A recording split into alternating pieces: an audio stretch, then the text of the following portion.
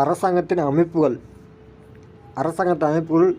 கீழ்கண்ட வகைகளை கொண்டது: உயர்குடியாட்சி, முடியாட்சி, தனிநபர் ஆட்சி, சிறுகுழு ஆட்சி, மத குருமார்கள் ஆட்சி மற்றும் மக்களாட்சி மற்றும் குடியரசு.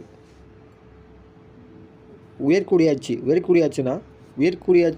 ஆட்சியில் அதிகாரம் சிறப்புரிமைகள் பெற்ற ஆளும் வர்க்கத்தினரும் காணப்படும். எடுத்துக்காட்டு இங்கிலாந்து, ஸ்பெயின். இப்போ உயர்குடியாட்சிக்கு எடுத்துக்காட்டு நாடுகள் கேட்பாங்க, பொறுப்புகள் கேட்பாங்க. இங்கிலாந்து, ஸ்பெயின்.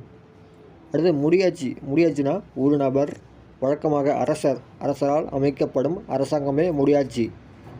இது அரசியலமைப்பு முடியாட்சி எனப்படும். எடுத்துக்காட்டு பூடான், ஓமன், கத்தார் ஆகிய நாடுகளில் முடியாட்சி இருக்குது. தனிநபர் ஆட்சி முழு அதிகாரம் கொண்ட ஒரு நபரால் அமைக்கப்படும் அரசாங்கமே தனிநபர் ஆட்சியாகும்.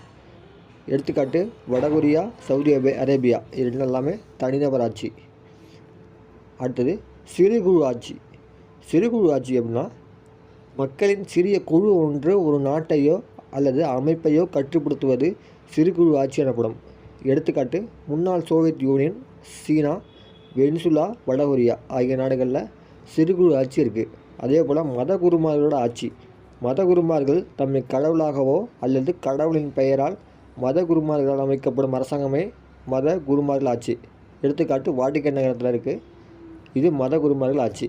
அதே போல் மக்களாட்சினா ஒரு நாட்டில் தகுதியுள்ள குடிமக்களால் வாக்களிக்கப்பட்ட தனிநபரோ அல்லது குழுவாகவோ தேர்ந்தெடுக்கப்பட்ட பிரதிநிதிகள் மூலம் அமைக்கப்படும் அரசாங்கம் மக்களாட்சி எனப்படும். மக்களாட்சிக்கு எடுத்துக்காட்டு நாடுகள் இந்தியா, அமெரிக்க ஐக்கிய நாடுகள், பிரான்ஸ். இந்த மேலே 6 வகையான மக்களாட்சி மற்றும் சிறுகுழு ஆட்சி பற்றி படிச்சுக்கோங்க.